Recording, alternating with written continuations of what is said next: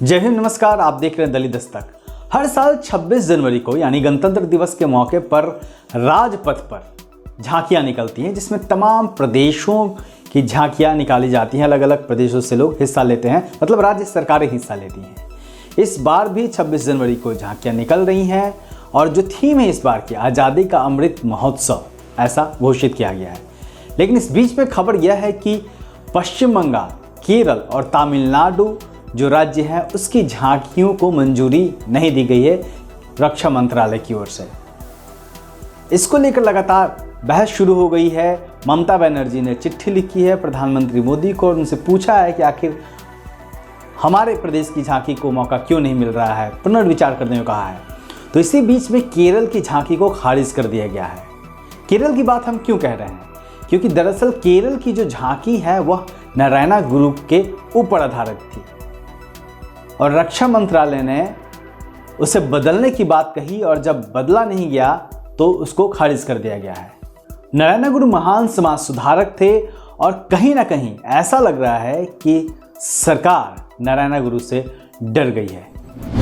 केरल सरकार ने समाज सुधारक श्री नारायणा गुरु और जटायु पार्क स्मारक की झांकी के लिए प्रस्ताव दिया था, लेकिन रक्षा मंत्रालय इसे आदि शंकराचार्य में बदलने पर जोर दे रही थी।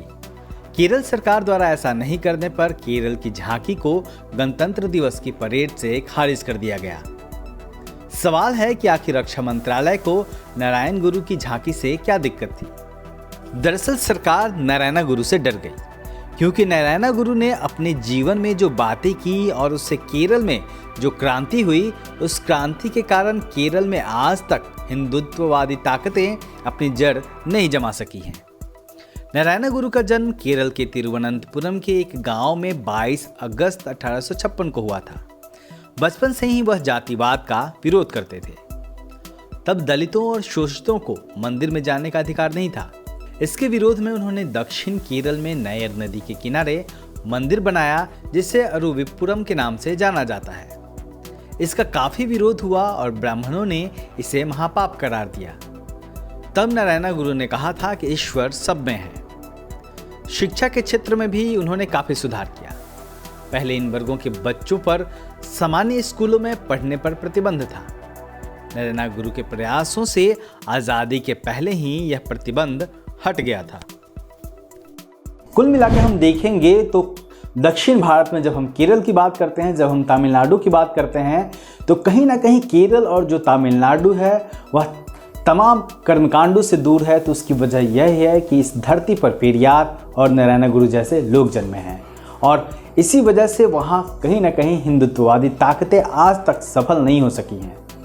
इसीलिए नारायणा गुरु की जब बात आती है, पेरियार की जब बात आती है, तो उत्तर भारत के लोग, खासतौर पे हिंदूवादी ताकतें जो हैं सत्ता में बैठी हुई, वो नहीं चाहती कि इनके विचारों को लोग जाने, इनको मौका दिया जाए। अब देखते रहिए दलित दस्तक। जय हिंद। 2012 के बाद नोएडा अलग विधानसभा सीट बनी। इससे पहले यह दादरी विधानसभा सीट का हिस्सा थी। 1997 से 2007 तक यहां से भाजपा के विधायक नवाब सिंह नागर रहे। 2007 में बसपा के सतवीर गुर्जर विधायक बने। 2012 में पहली बार हुए नोएडा विधानसभा चुनाव में भाजपा के डॉक्टर महेश शर्मा विजयी हुए। नोएडा में 2012 और 2017 के विधानसभा चुनाव की बात करें तो 2012 में कुल वोटों की संख्या 2,09,705 थी, जो कुल मतदाता सूची का 48.98% है। वहीं 2017 के मतदान की बात करें तो 2012 के मुकाबले लगभग 45,000 वोट ज़्यादा पड़े, यानी 2017 में कुल वोटों की संख्या 2,54,408 थी। ये कुल मतदाता सूची का 48.56% है। इन आंकड़ों में सबसे ज़्यादा ध्यान देने वाली बात यह है कि 2012 के मुकाबले 2017 में लगभग 45,000 वोट बढ़े हैं। अब जानते हैं कि इन वोटरों का असर 2017 के चुनाव में कैसा पड़ा है।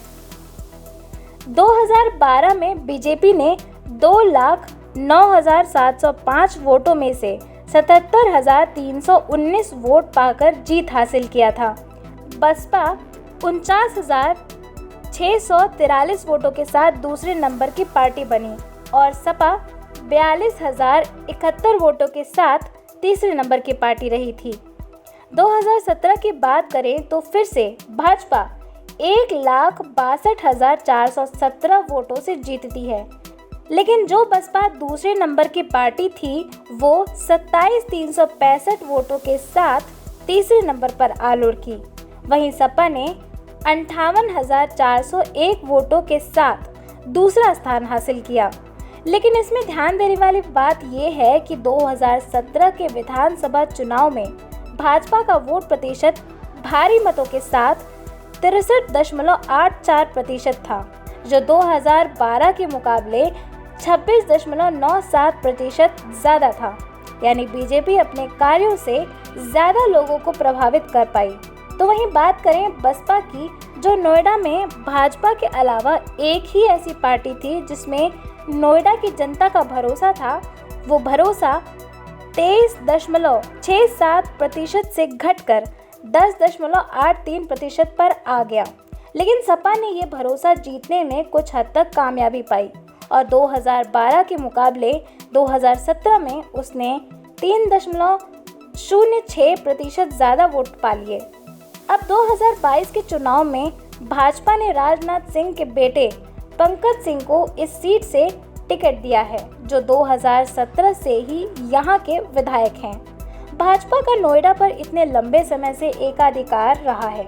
ऐसे में नोएडा की गद्दी को हासिल करना बसपा और सपा के लिए एक बहुत बड़ी चुनौती है। अब देखना ये है कि आगामी चुनाव में बसपा और सपा का सुपर प्लान क्या भाजपा की इतनी ताकतवर सीट को गिरा पाएगी। जय भीम, मैं हूं अशोक दास। आप देख रहे हैं दलित दस्तक।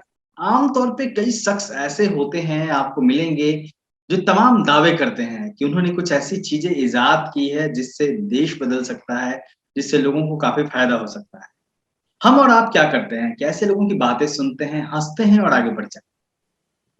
लेकिन हमारे साथ जब महेंद्र नाथ जी की मुलाकात हुई तो मैंने उन्हें अनसुना नहीं किया, बल्कि मैंने कोशिश की ये जानने की कि आखिर महेंद्र नाथ, जो दिल्ली के रहने वाले हैं, फरीदाबाद में रहते हैं, जो दावा कर रहे हैं कि उन्होंने कुछ ऐसा इजाद किया है जिससे काफी समस्याएं हल हो सकती है।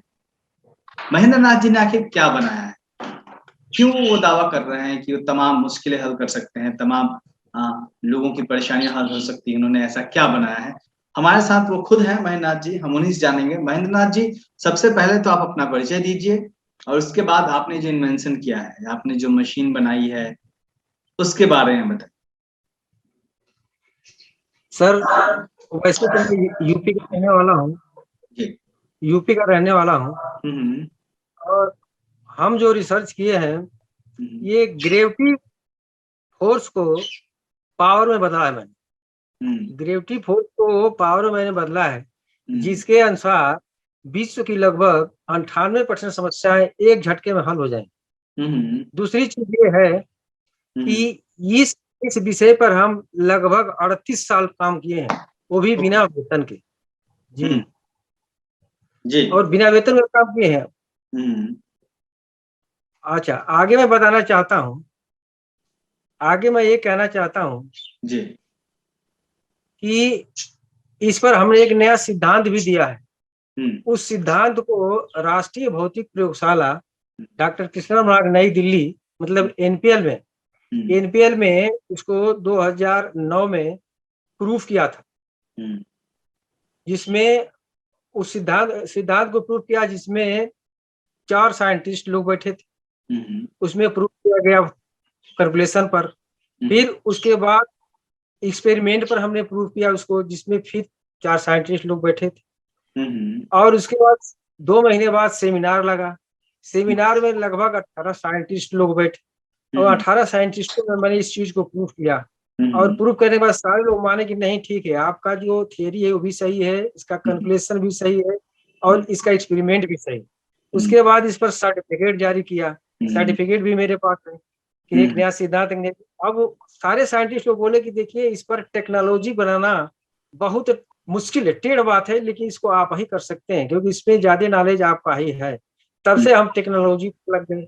टेक्नोलॉजी पर हम काम करते करते अब तक काम किया। 10 दिन पहले जाकर हमारी टेक्नोलॉजी कंप्लीट हुई। उस कंप्यूटर के टेक्नोलॉजी के अनुसार उस मशीन को हमने जितना ये वो एक्सपेरिमेंट है मीटर के थ्रू मैंने किया है, सारा थ्रू मीटर ओके है, सारे रिजल्ट ओके। इस रिसर्च में वो दम है कि आज तक पूरी दुनिया की साइंस आज तक इस काम को नहीं कर पाई। आज तक पूरी दुनिया की साइंस इस काम को नहीं कर पाई। दूसरी चीज की इसका नेशनल और इंटरनेशनल पेटेंट भी मेरे पास है। नेशनल पेटेंट भी है। ग्रेविटी फोर्स को पावर में बदलना आज तक इम्पॉसिबल माना जा रहा है।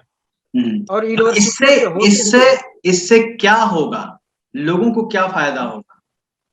देखिए, सबसे बड़ी चीज इससे मेरी दरख्वास्त है कि आप इसको आसान भाषा में समझाएं ताकि आम लोग इस बात को समझ सकें।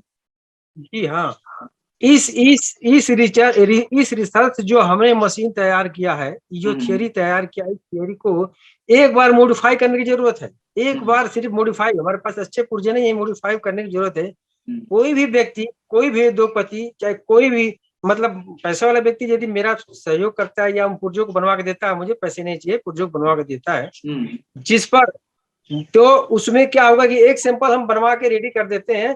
तो अब इसको रेडी करने के बाद जितने पेट्रोल इंजन है, डीजल इंजन है या कोयला इंजन है, इनकी जगह पर ये चलेगा। और जी, मैं चाहता हूं कि कोई मेरा साथ दे, मेरे साथ रहकर काम करे।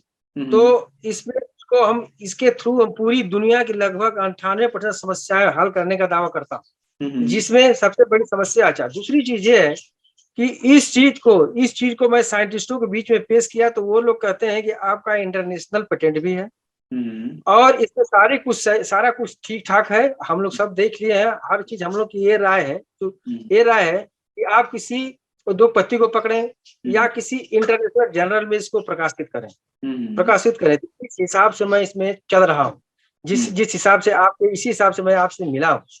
दूसरी चीज ये है कि इसमें आने के बाद, मतलब इस चीज को दुनिया में आने के बाद ग्रेविटी फोर्स से हम उसको जब पावर में बदलने के, दुनिया धरती का कोई ऐसी जगह नहीं जिस पर ये ना काम करे और फ्री काम करेगा, मुफ्त काम करेगा।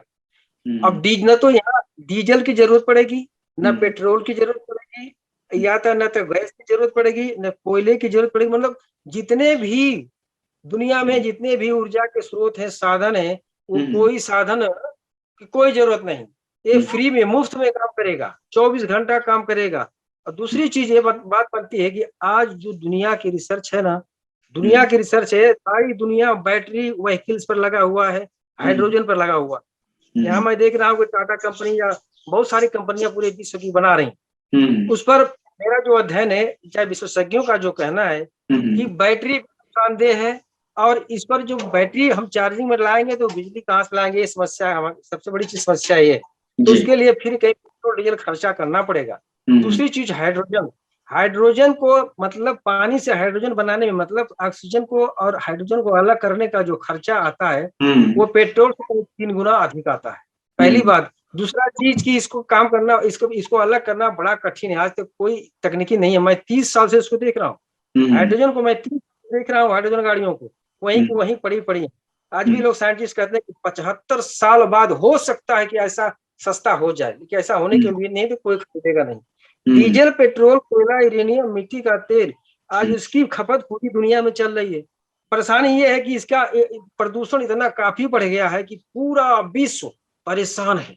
प्रदूषण से पूरा विश्व प्रधान से, जलवायु परिवर्तन से पूरा विश्व परेशान है, सारे लोग परेशान हैं। तो इसमें 200 देशों की मीटिंग चल रही है, 200 देशों की मीटिंग चल रही है कि भैया प्रदूषण से कैसे निजात पाया जाए, पूरा विश्व लगा है कि बैटरी से और हाइड्रोजन से निजात पाएगा, लेकिन बैटरी से, हाइड्रोजन से इससे निजात पाना संभव नहीं है।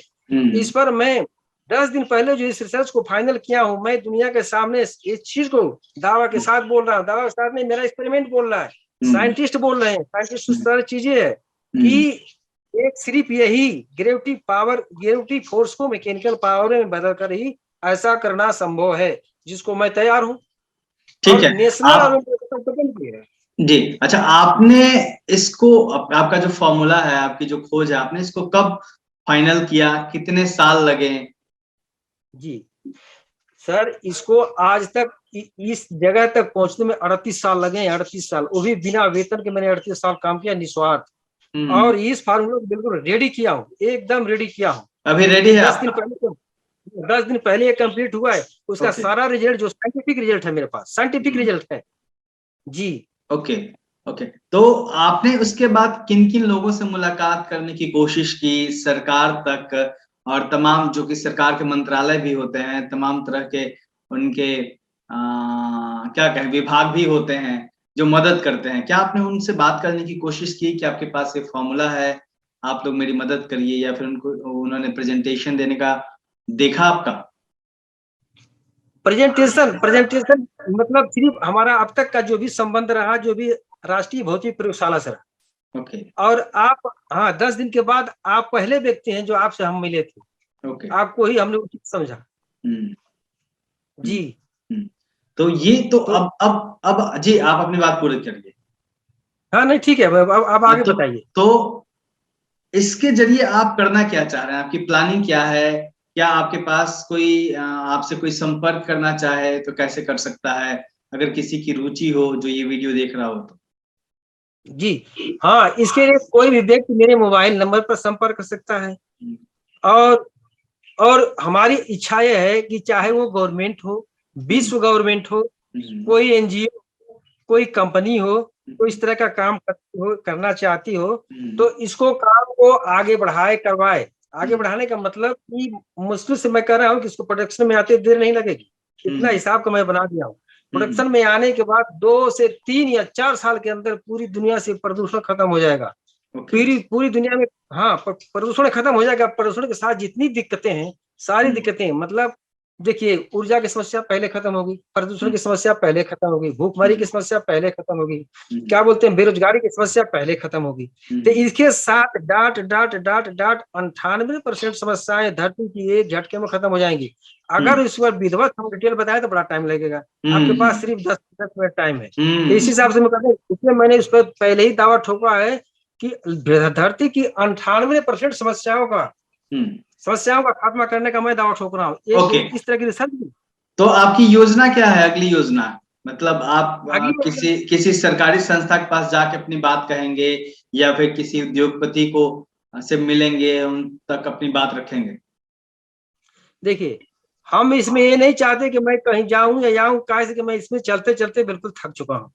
अब मैं चाहता हूँ खुद लोग आए और खुद इस पर उसको सहयोग करें और इसमें मिल करके काम करें, ताकि जल्दी से जल्दी हो जाए। इसमें पूरी दुनिया का कल्याण है। मान लीजिए हम निस्वार्थ बिना वेतन के 38 साल मेहनत किए हैं, तो उस मेहनत को मैं चाहता हूँ कि दुनिया उसका लाभ ले, और आने वाली हमारी पीढ़ियों को हम कुछ ऐसी चीजें देकर जाए कि बराबर खुशहाल रहे। ये हमारी सोच है, और दुनिया में इसमें इंटरेस्ट ले। तो ये महेंद्र नाथ जी थे जिन्होंने एक सिद्धांत तैयार किया है, वो मशीन कह सकते हैं उसको? हम टेक्नोलॉजी, तकनीकी सिद्धांत भी है, टेक्नोलॉजी भी है, तीनों चीज है जी। वो इन्होंने एक तकनीक तैयार की है, आपने सुन ही लिया, जिसके जरिए उनका दावा है कि पॉल्यूशन खत्म हो जाएगा और तमाम तरह की समस्याएं जो है वो खत्म हो जाएगी। तो जो लोग भी, जिनको लगता है कि महेंद्र नाथ जी की बात में दम है, निश्चित तौर पे उनसे मिलिए, उनसे बात करिए, और उन्होंने जो इन्वेंशन किया है, जो तकनीक विकसित की है, उसको जानिए, समझिए, और अगर उसका लाभ देश को, दुनिया को, मानव जाति को मिल सकता है, निश्चित तौर पर आगे बढ़कर महेंद्र जी से एक बार बात करके उसको समझने की जरूरत है। और उस चीज को, अगर वो बेहतर चीज है, सही चीज है, तो उसको दुनिया के सामने लेके आने की जरूरत है, ताकि लोगों का भला हो सके। आप देखते रहिए दलित दस्तक। जय। शुक्रिया महेंद्र जी।